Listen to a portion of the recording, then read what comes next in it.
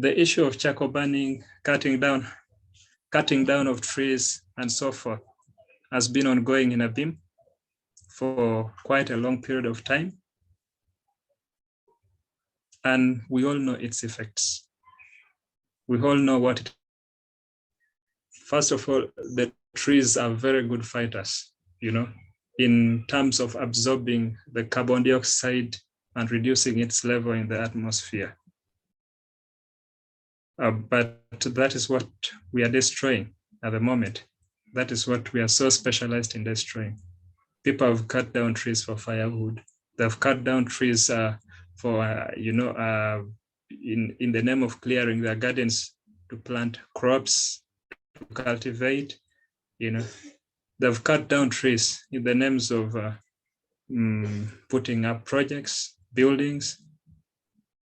They've cut down trees in the names of charcoal, getting the energy as one of the very reasons that we are here. We are really destroying our environment through that. And the worst bit of it all is that as we are destroying our environment, it's also going for something that is so cheap. I saw a letter that is circulating, some kind of a resolution by council that is circulating, where a bag of cement, a bag of charcoal, or literally being exchanged for 10,000 shillings. That is so terrible. That's not the worth of our environment. First of all, it should not suffer destruction. And second thing is that it shouldn't be exchanged for that amount at whatever cost. So why are we facing this? Why are we destroying our environment? And, how can we prevent that? We all agree that we shouldn't be destroying. We all agree that that shouldn't be happening. How can we reverse this practice that has been going on for a very long time? What is causing it? Who are the people behind this activity? Because basically, our local government should have the power to stop this. But why is it continuing? Why has it been a constant presence in the district? That is what we are here to discuss. We have our panelist, that is Rosemary Angom, that is here with us. I believe we are going to start with her. Let's listen to what she thinks about this whole situation that has happened, our view about it, and we shall pick up from there. Thank you. Rosemary, the floor is yours.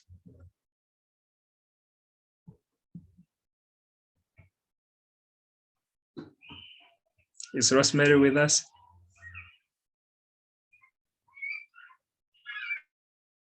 Maybe I can invite my fellow host, that is Charles Donaldson, to say something as we wait for Rosemary to set up.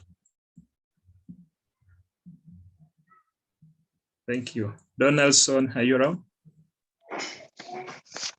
Yeah, sure, I'm around. Okay, you can say something before we get in Rosemary. Okay. Very good evening, dear members.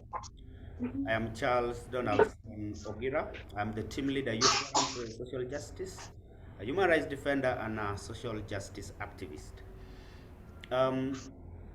We are all here tonight to discuss issues affecting our ecosystem and to dissect the nexus between the environmental justice and climate change, and also assess further the technical teams, the stakeholders' capacity in promoting climate justice and environmental justice, and also determine the gaps and what possible remedy we as members in this forum can put forward for stakeholders dialogue to determine how better we can protect our ecosystem. Environmental justice deals explicitly with the distribution of environmental benefits, and the burdens people experience.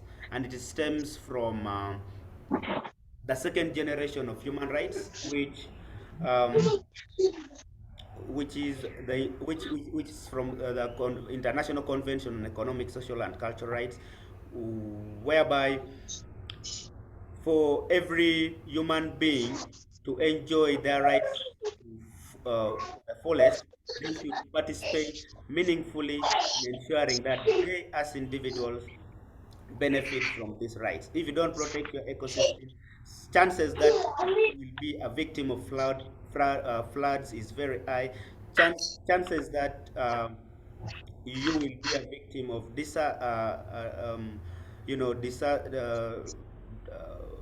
desert is very high. Actually, there are several other challenges which comes with environmental depletion. Additionally,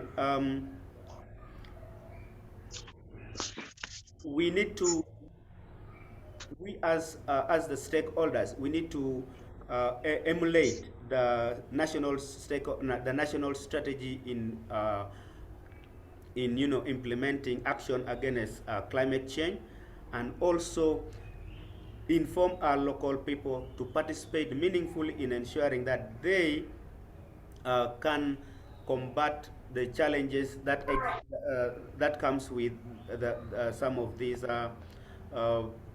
activities, and also condemn in unison uh, the various leaders who are aiding some of these unfortunate incidences. We have all been we have been, some of us could have keenly looked through an extract spelling out how the district council and its associated stakeholders are trying to put measures, but to our deeper analysis, we feel that these are quite below the belt's actions, and a council can't make such resolutions to, which aids environmental depletion rather. So the significance of protecting our environment starts with us, and also we should also know that our community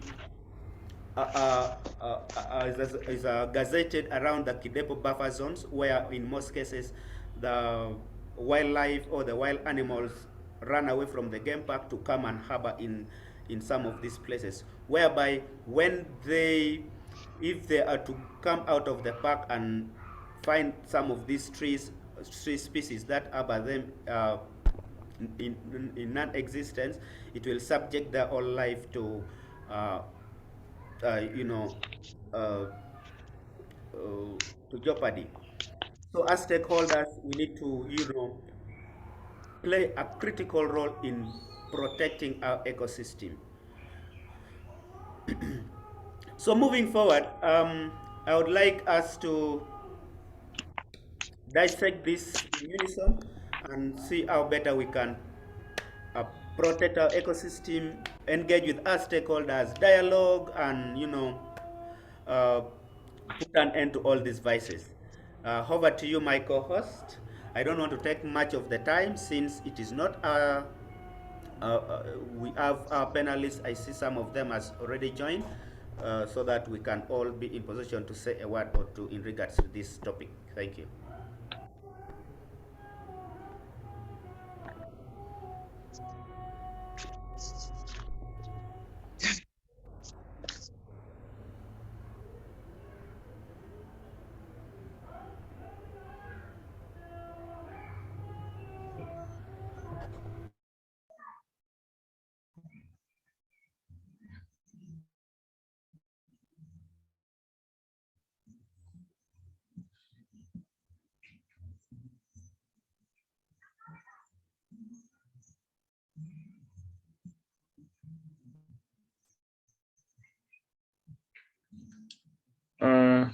Donaldson, you're done with? Hello, are you getting me? Yes, please. Okay. But let's have Rosemary. Okay. Good evening, everyone. My name is Rosemary Angom. I'm glad to be here and to participate in this discussion. I hope I'm loud enough. My voice is hoarse a little bit because of cough, so please bear with me. Yeah, so I was given something to discuss, and I want to put a disclaimer before I proceed that I am not a livelihood or an environmental specialist. So please, you will bear with me where I am not so technical in this discussion.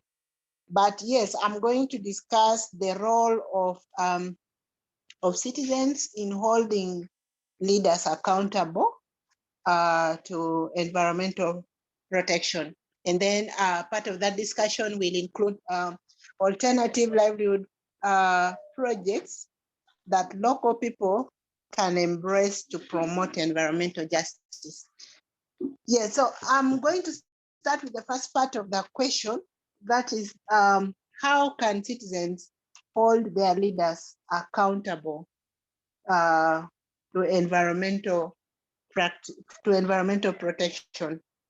I want us to first look at leaders.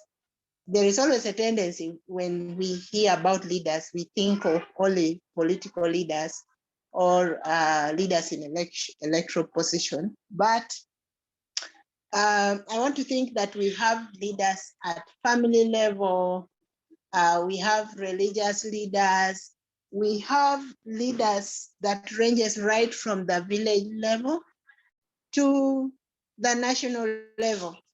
And particularly for Abim, I want us to look at a context-based leadership that embraces right from the village to the district level. And of course, at the district level, we have our representatives who go up to the level of parliament. So how can the citizens then hold these categories of leaders accountable to ensure that our environment is protected? To me, I think the first thing that the citizens can do, you know, they say there is power in information. So citizens should provide information to the leaders concerning any environmental concern, any issues of environmental protection, and then demand for feedback on the actions taken based on the nature of the information they are provided. So in this way, we can ensure that yes, our leaders will be bound to act on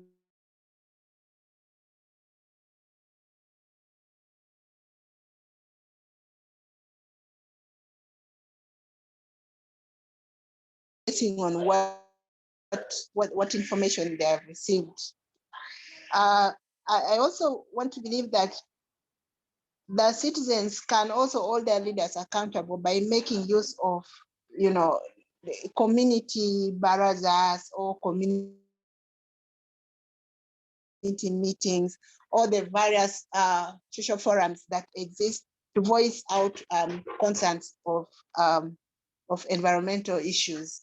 I think part of the reason why we are discussing today is, you know, voicing concerns through the social media and looking at the local context. Not everyone, of course, access social media, but then we have other forums, other platforms like community meetings, there are radio stations that people can use to voice out their concerns to the leaders. In this way, we can hold them accountable. And then the citizens should also demand for access to environmental ordinances or government documents, you know, that concerns environmental protection. A case in point, we've had the discussion that yes, there is an ordinance, but then majority of the people don't know that the ordinance exists. So it's in the interest of the citizens to demand for access to this kind of laws, to understand it, to appreciate it, and to make sure that the leaders implement them in a clear manner. So that would also enable our leaders be accountable.